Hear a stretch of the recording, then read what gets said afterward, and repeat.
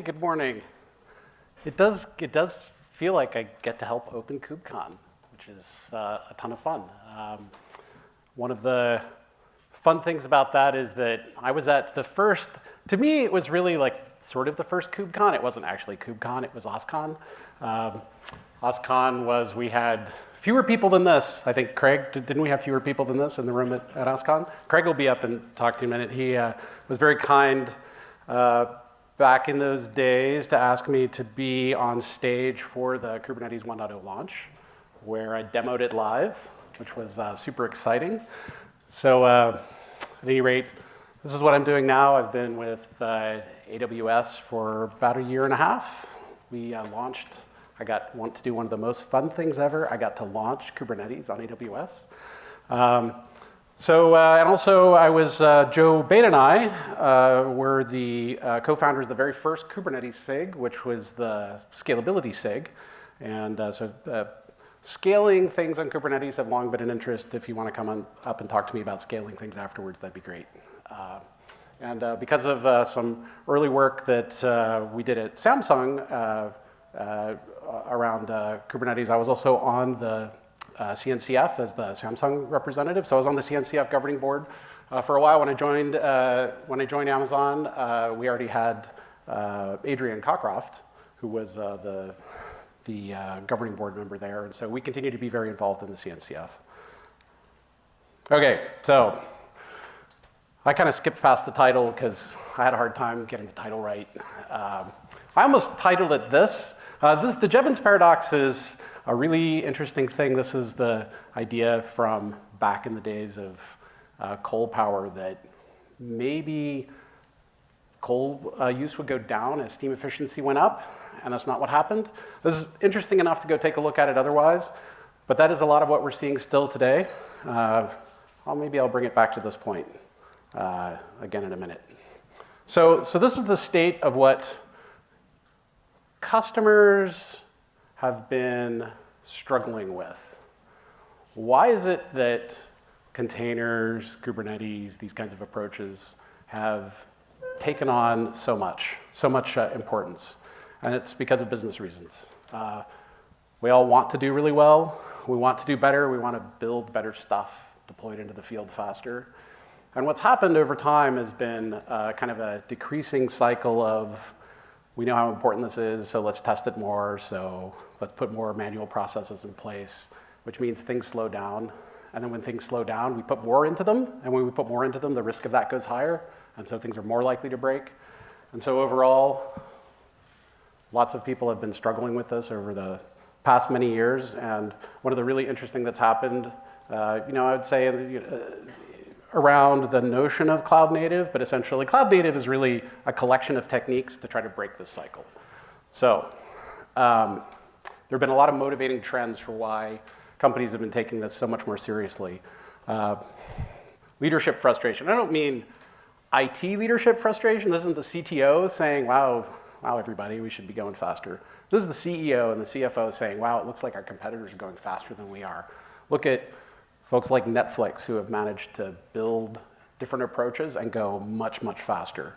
And so what's happened is the gap between the high-performance org, notice I'm not saying the low-performance org, the gap between the high-performance org and the average performance org has been widening dramatically. And if you're in business, you can see this happening. And then, of course, there are these things that are motivated more by the IT, CTO, development leadership. Let's do fewer things better. Let's constrain sprawl. Let's not build lots and lots of vertical systems. And then one of the interesting things that's been happening is as technology and software have become more and more and more critical to every aspect of business, the ability to have a happy life for those folks, for jobs to be interesting and good, for people to spend more time on building new and interesting things has become more and more significant in terms of building teams, maintaining teams, acquiring teams. All right, so some numbers. This is from the Puppet 2017 State of DevOps report. This is a fantastic report. I recommend it to everyone every year. The thing that's notable about this is that they have put some energy into trying measuring what I was just saying. People are going faster. Some teams are able to go faster than others. Why is that? How much faster are they able to go? These numbers are compelling. You're not talking about just 1 or 2 orders. You're starting to get into 3 orders of magnitude difference in terms of team performance based on, and you'll notice here that the key is not actually directly containers or containerization or Kubernetes. It's CD. So really the critical strategic thing here to do for a team is embrace CD. And I'm going to talk more about that in a minute. So why now? Why this explosion over the past few years? I think there's multiple reinforcing things. So it's the perfect storm, if you will. Cloud native approaches, a lot of tooling to go with it. Kubernetes, CD systems, the interest in all of the team dynamics around everyone wanting to work this way and feeling like, oh, if I learn how to work this way at this company, it'll help my career. And then flexible, awesome, flexible public cloud infrastructure. All those things together have made for a perfect storm of adoption. So it turns out that a couple of these things work together really, really well. So the idea of immutability that you get with containers means that when you do CI and then you do CD, that you have higher confidence that what you were just testing is going to work in production. All the easy tooling, win-win, containerized approaches can be more efficient. Now, most of the important business issues here are how to make teams go faster and work better, build things with better quality. It turns out that you can also save money on your infrastructure cost or by being more efficient. And so that meant that the friction from the financial portion of the organization, why would the CFO object to this? We're not saying we're going to spend more money to go faster. In some cases, we're going to spend less money to go faster. Win-win. So this kind of adoption led to more and more people being involved in interesting and contributing. And this is where we see the really great dynamics, the awesome dynamics that you get with an open source system where people are contributing and collaborating together. Really, though, the key to making all of these pieces fit together was container orchestration. Because it's not that interesting to be able to build one thing. You have to build lots of things and be able to coordinate them and deploy them. So what have we been seeing? So I have one of the most interesting, awesome jobs in the world because I get to spend so much time meeting with customers and learning from them what they're doing. And this is what we've been hearing. So I thought the interesting thing for folks to hear here would be how are companies tackling this kind of problem? So here is really the main point, which is focus on operations as the choke point that you need to solve in order to get higher velocity. You will note that I don't say CI/CD, and I'm going to say a few more words on that in a bit. But our industry, we've spent 30, 40 years on optimizing developer workflows and developer tooling, and not on operations tooling. And if you start the customers that we've worked with that have started to poke through their own organizations, figure out where are the choke points, where is it that they need to really improve, what they're finding is that the operations side is where they really need to improve. And container orchestration is critical, along with a continuous, along with CD systems, is one of the key places to focus there. And then I would say, related to that, customers are finding that you really have to have your operations hygiene well in place before you tackle a microservices re-architecture. So this means you have to be able to do CD. I'm just going to take CI as a given.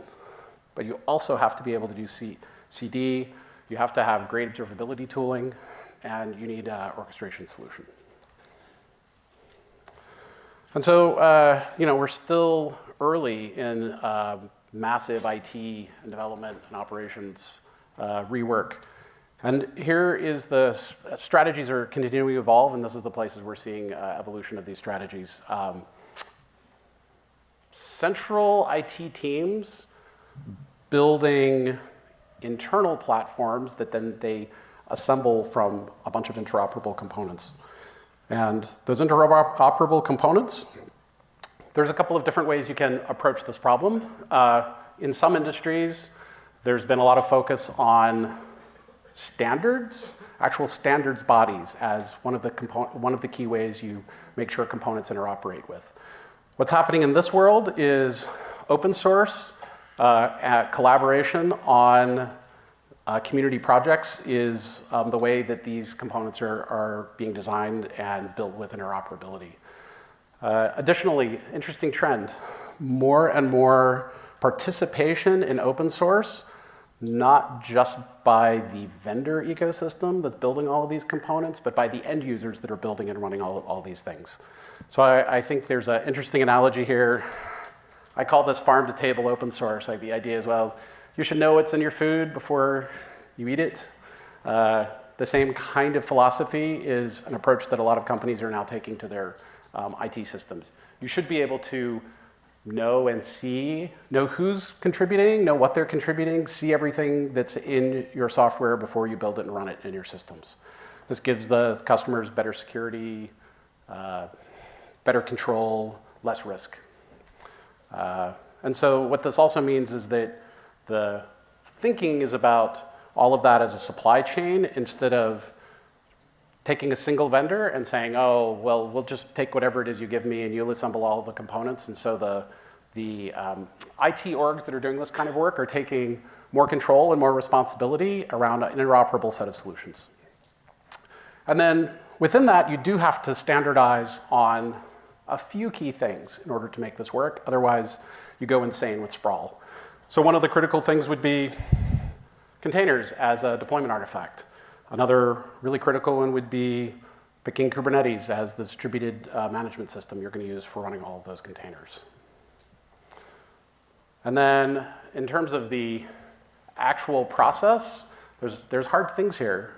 So if you're a IT group, you're a CIO, you're a CTO, you're trying to figure out, okay, I know this is the way, I know this is the right strategy. How do I actually get the teams to adopt and use this strategy?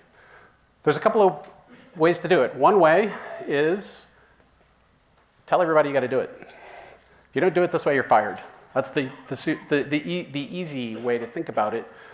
It turns out this is a lot of work for people, and there's a lot of stress, and there's a lot of unanswered questions. And so the social engineering approach that seems to work well is this approach called the golden path. So the idea of the golden path is more carrotless stick.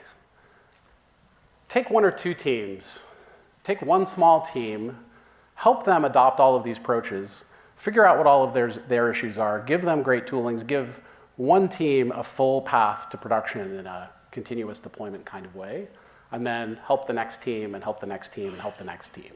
So really what I'm advocating here, what we're finding customers are proving to be successful is actually the same kind of philosophy you'd expect from agile continuous deployment. You have to take that same approach to organizational thinking as well. Make smaller changes and make sure those smaller changes are working really well and have a little patience. So if you do all those things, here's what you can do. You can get yourself into a much better path to higher velocity where you're able to reduce the number of deployments, make your releases smaller, have a continuous deployment system that lets you roll things back. So you can roll things out and roll things back really quickly. That means you can make smaller, every change you make can be smaller and lower risk, which means you can make a lot more of them. And you can get into a cycle here where you're able to go faster and faster and faster and do smaller and smaller things. But this is a big investment and it takes time. And this leads to some additional observations. So here are, I'll say, opinionated perspectives. So this is dangerous advice and opinion. And I have one more slide that's even more dangerous than this. So I'd say this is not the advice for everybody. But these are things we've been learning. So one thing is standardizing on systems that are too high level causes a ton of frustration if everybody is forced to use it.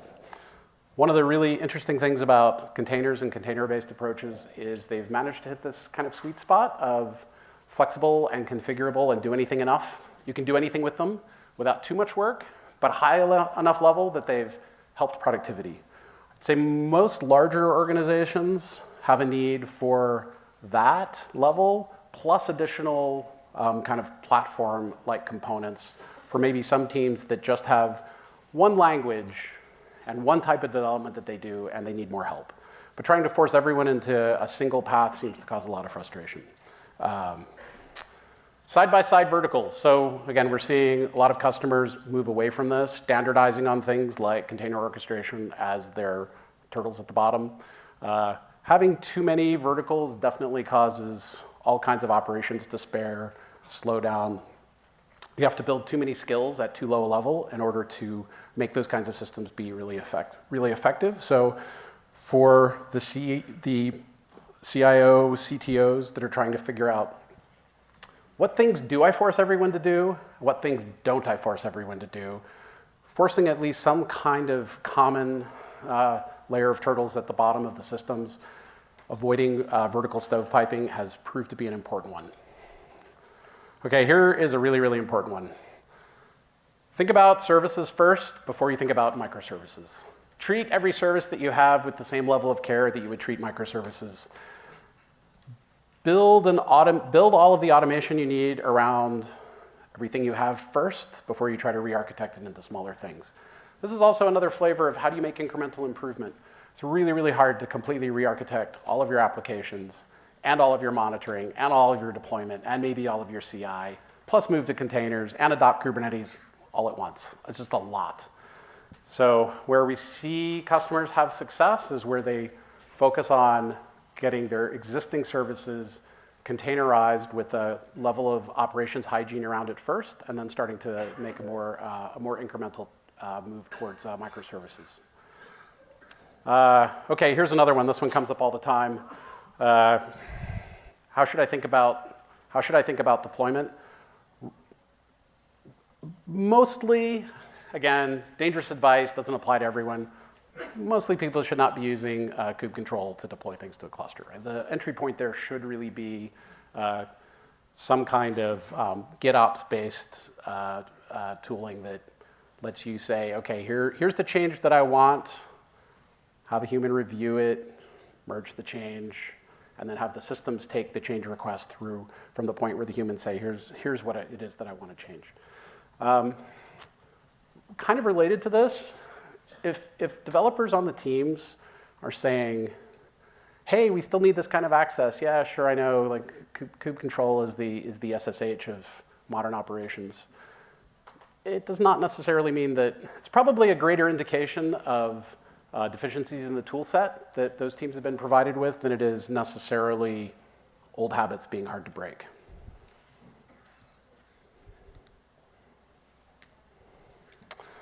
Okay, so more provocative. I really don't like the distro word. I don't like the distro word when it comes to Kubernetes, is what I really mean.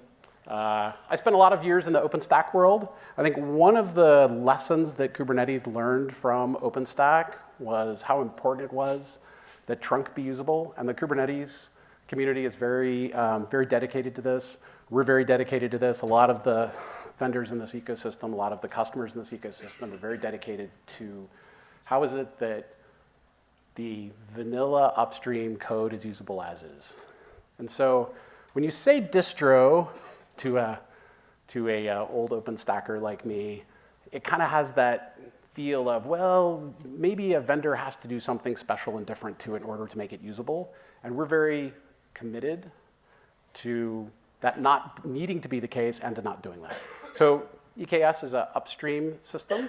You notice I'll say system, I won't say distro. And we intend to keep it that way. I'll just repeat this. I think it's important enough. Every service should be treated like a microservice and be, I'll say, the right size.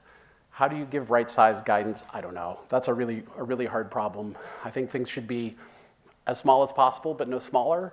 I've definitely seen efforts that felt like an attempt to make things smaller than perhaps they really naturally would. Only if there's natural benefit to that, right? Small by itself is not necessarily a benefit on its own. I think perhaps even the more important thing here is that with the right CD approaches, tooling, operations, it should start to matter a little bit less so that you can break stuff apart as appropriate over time without disrupting all of your systems. So I would say, if you want an interesting idea, Go through and look at your internal documentations, presentations, things that you do. Look for the micro word. And provocative idea, remove the micro word from all your docs. Just talk about services, don't talk about microservices. Have all your plans make sure that they include what you're going to do around services. All right, one more time on this. CI/CD. I have learned that this is a really great phrase to latch onto whenever it is I talk to someone about what they're trying to do. When customers say to me, what should we do about, what would you recommend about our CI/CD systems?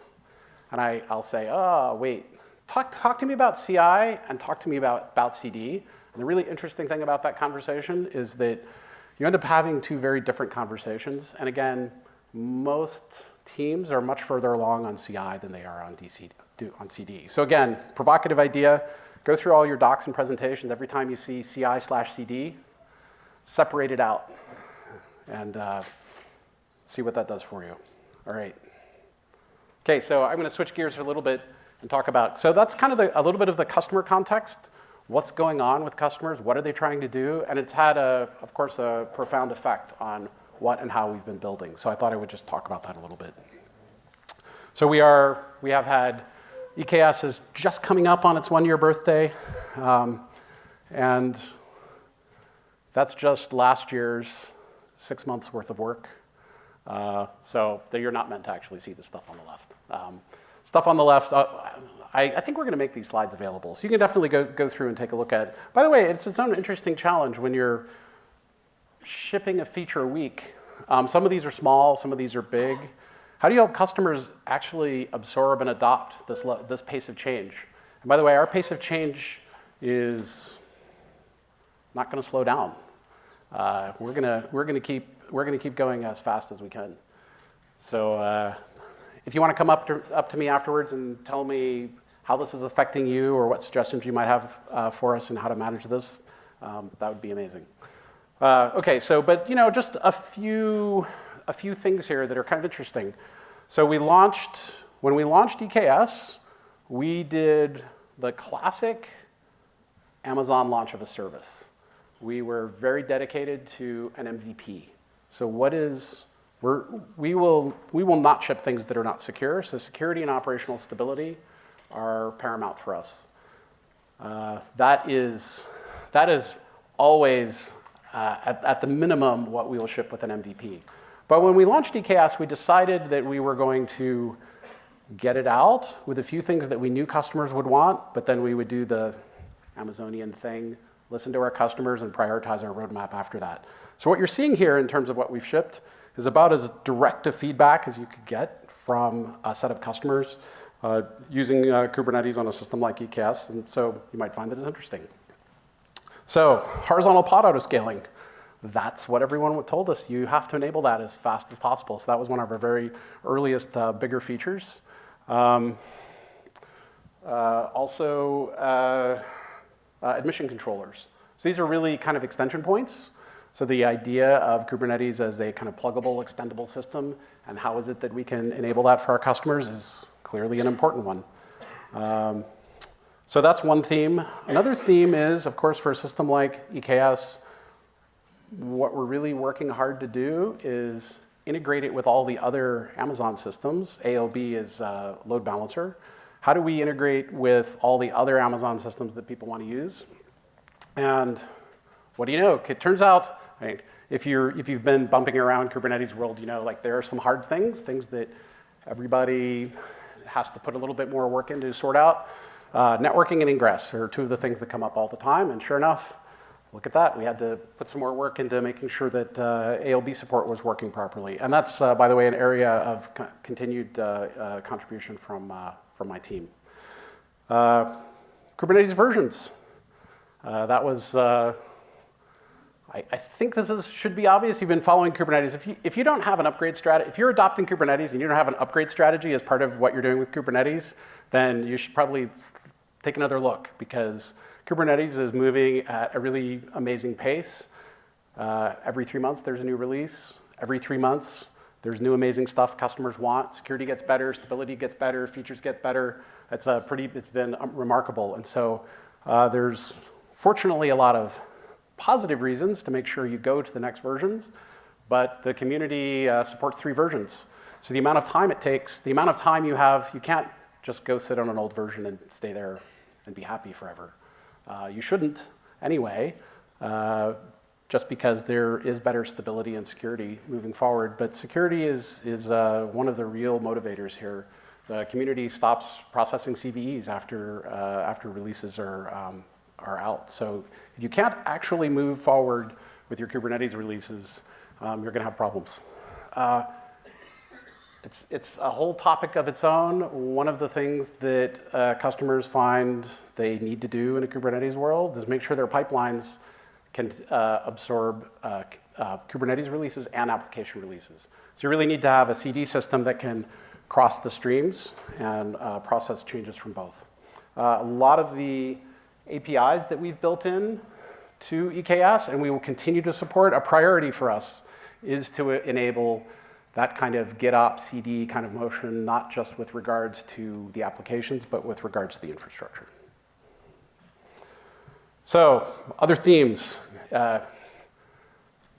People just don't want Kubernetes in one place, they want it everywhere.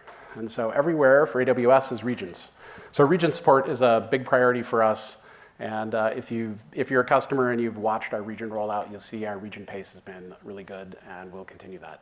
So EKS is one of the services at AWS that we're committed to providing everywhere and on any region AWS launches.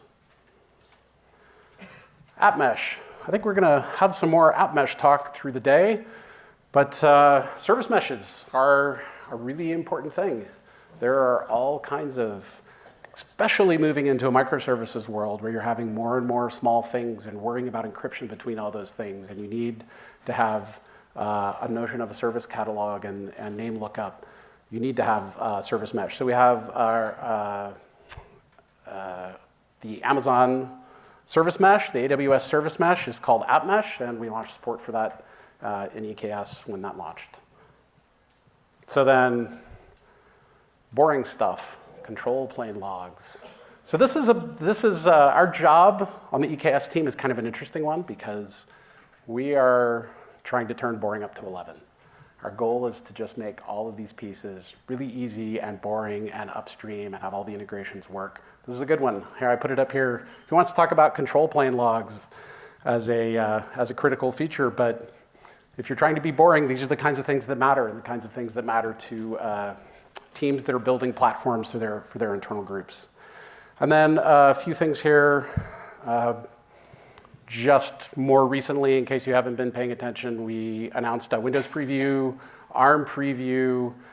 We've also been doing other contribution on other projects, a couple of them to call out. We just started doing more contribution on Kubeflow. So if you go to the Kubeflow project now, you'll see we have integrated all the documentation with the projects. You can see how to do it. Turns out, EKS is a machine learning platform, and I'll talk a little bit more about that as well. Escalator, I also want to make a call out to as well. The Escalator is a job-oriented cluster autoscaler from Atlassian, and we've been jumping in with them and doing some work upstream there as well. Okay, so major themes from all those little tiny bits. Security and stability, of course. Feature priorities for people building platforms on EKS for their internal use. The APIs that we provide, a lot of the features, the feature theme that you'll see from the last year has been all the APIs that you need if that's the way you're thinking about building and running systems. We're doing a lot of work upstream. One of the interesting things we've been doing is the contribution that we've been doing, although it, I would say, used to be, it would have been in Kubernetes earlier, is now moving out of Kubernetes. So Kubernetes is a project because of the speed and importance and the need to have it be stable and standard. More and more project work is actually moving outside the Kubernetes system, and it's doing it with this idea of plugins. So the idea of a CSI driver, for example, is that we can have a core driver for storage that's inside, or core plugin inside the project, and then allow all of the cloud providers, other vendors to do work. Well, you can do it in a proprietary way if you like. We do ours open source. So for example, CSI the CSI driver work. We've done a lot of CSI driver work. We have our own CNI driver. All of these things we're doing all of these as open source. They're not open source in the Kubernetes project. It's open source around the Kubernetes project is the way you might think about that. And we're very supportive of that. The community's been working really hard to try to constrain the Kubernetes surface area down to something that we can test and keep reliable and secure and stable. Okay, other themes. Networking is hard. We have lots of stuff we've done in the last year mostly around the CNI driver, but we have more stuff there coming. Our CNI driver roadmap is almost its own roadmap because there's so much there that you have to do in order to connect Kubernetes onto a sophisticated networking platform like AWS VPC is.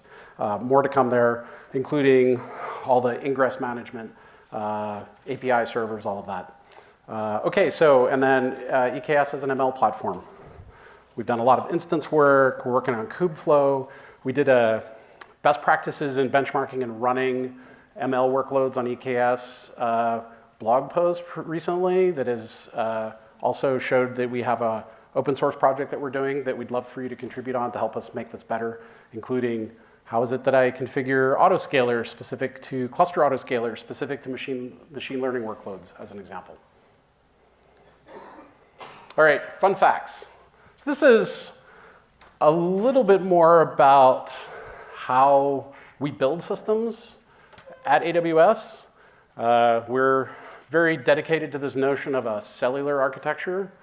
So if you look at the way EKS is built as a system, we build it, first of all, EKS is built on top of other publicly available AWS systems. So we use EC2 and we use Dynamo. We use Lambda.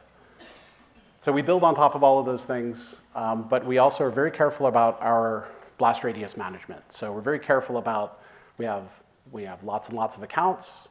We break our execution environment up into lots and lots of small pieces so that if anything goes wrong in one of those small pieces, it isn't affecting everything else. One of the interesting discussions I have with customers a lot is around how should they use those same principles to build cellular-based systems. We are etcd maintainers. So Kubernetes, if you look at the total amount of source code that you have to deploy to run a Kubernetes system, there is a lot of etcd code you have to run. So we effectively run RDS for etcd inside the covers of EKS. And as a consequence, we're very involved in the etcd project. A bunch of stuff we've open sourced by our team, including our build scripts for the AMIs, CNI, CSI. We have other stuff in there as well. So EKS Control. So EKS Control is a project started by Weaveworks. This is the EKS CLI. Early on, the CLI for EKS was an open source project. And when we first saw it, we were like, we should do this at some point. Well, wait, this is better. Why don't we just jump in and help on this? So we are contributing to this, really appreciate what the Weaveworks folks have done around this. It's got a lot of contribution. Would love for your help on that as well. And then one more fun thing. Our roadmap is now open source. So I'm showing you here a view. If you go to GitHub, you probably can't actually see it here. If you Google AWS Containers Roadmap, this will pop up. What I'm showing you here, you can't really see it that well here, I suppose. But so this is a EKS only view. All the container services projects are here. All of our so you can see them all together as an aggregate. Because this is an EKS talk, I thought I would just throw the EKS filter on here, and you can see we're working on it, coming soon, just delivered. We really want people to come here and comment on it. Actually, if you come and look at this, you'll see that we have a lot of comment on this and feedback. The one thing you'll notice here is there are no dates. There are no hard dates. And this is something that we, as a practice at AWS, try really hard not to do. And the reason we don't like putting hard dates is because security and operation stability is our priority zero. So whenever we give a hard date out to a customer, when we do that, we're immediately setting a point where we might fail an expectation. Because if there is a CVE, for example, that comes from the community, we're going to drop everything and work on that. We're not going to deliver features. That's not our highest priority. So the idea here was to try to show a lot more transparency, give everybody a heads up. We actually will accept pull requests here as well. So please take a look and help us out here. Okay, final topic, final-ish topic.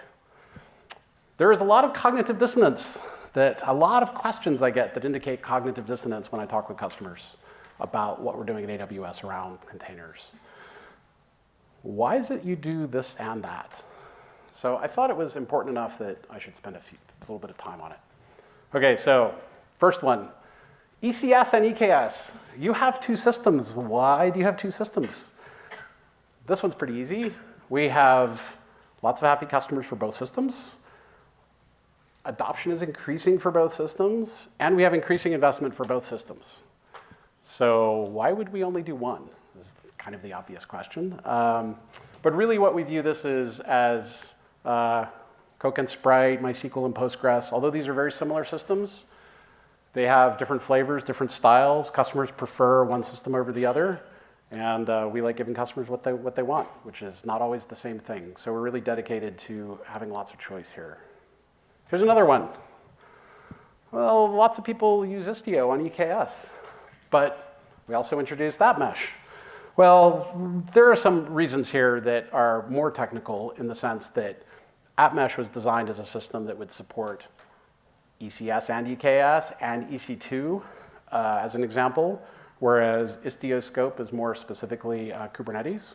But we love Istio customers. In fact, some of our early roadmap items were prioritized because we had a lot of people using Istio, wanting to use Istio and EKS, and they needed those extension points open.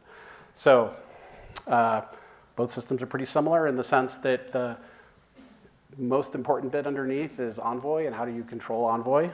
And both systems are based on that anyway. So in some respects, they're very similar as well. All right, here's another one. EKS as an ML platform, don't you have SageMaker and a whole bunch of other systems? Yes, we do. But these are all systems that are built for different kinds of use cases in different ways. So what we have is a bunch of AI services that are not really even, I'll say, like developer-oriented, high-level services to do facial recognition and who knows what. And then kind of mid-level services like SageMaker, which are kind of opinionated workflow systems that help you solve a lot of problems. And then we have a lot of customers who are really building internal ML platforms for their teams. And what they want is a lot of control. But they still need us to make sure that things all work together, fit together properly, have great performance, and interoperate in an open source ecosystem. So that's the way we think about that. All right, closing emphasis here. We believe deeply in this kind of customer choice, both horizontally and vertically. Most of those things I just went through are really questions of most customers we find actually end up using multiples of these systems. They don't actually just pick one or the other. We can work with you in open source. So we're dedicated to upstream on Kubernetes with EKS. One of the really cool things about that is that we get to work with our customers on this as well. Interoperability is really based on not forking. So I think to the degree that you're working with other vendors, ensuring that you're giving them the message, as you've given us the message that staying upstream and not forking is really important, will help you. And we're happy to help. If you're having upstream issues on AWS with Kubernetes, whether you're an EKS customer or not, we'd love to help you out. Please ask us for help. We are willing to do that. We have done that. Repos of note. I won't go through this any faster. And then I'll just wrap up here with the EKS partners list. This is a partials partners list. One of the reasons we have so many partners here is that we are so dedicated to staying upstream with Kubernetes that integration between all these components is really easy. But we do have two of the partners here are sharing the keynote today, so that's why they got the special top billing there. So we have Canonical and VMware, and I would like to ask Mark Shuttleworth to come up on stage here with me, and I'd like to introduce him. He's the founder and the CEO of Canonical. Come on up.